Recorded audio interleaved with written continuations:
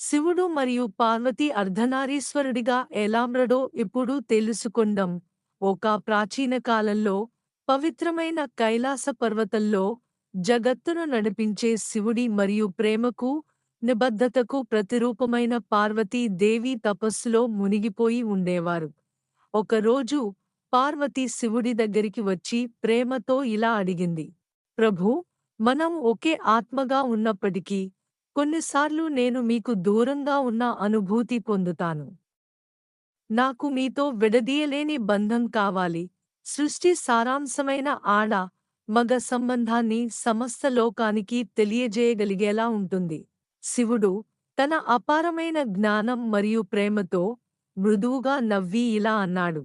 పార్వతి, నీ భక్తి అనేది ఏకత్వానికి స్వరూపం.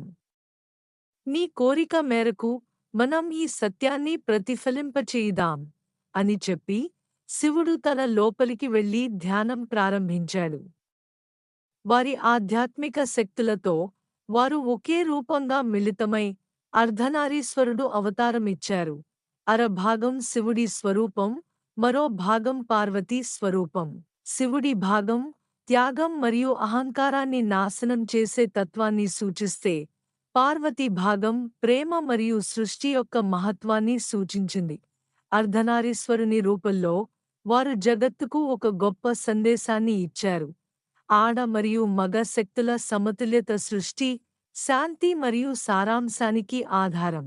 ఈ దివ్య రూపం దేవతలు, ఋషులు మరియు మనుషులకు ద్వంద్వతీతం, ఏకత్వాన్ని గ్రహించమని ప్రేరణ ఇచ్చింది.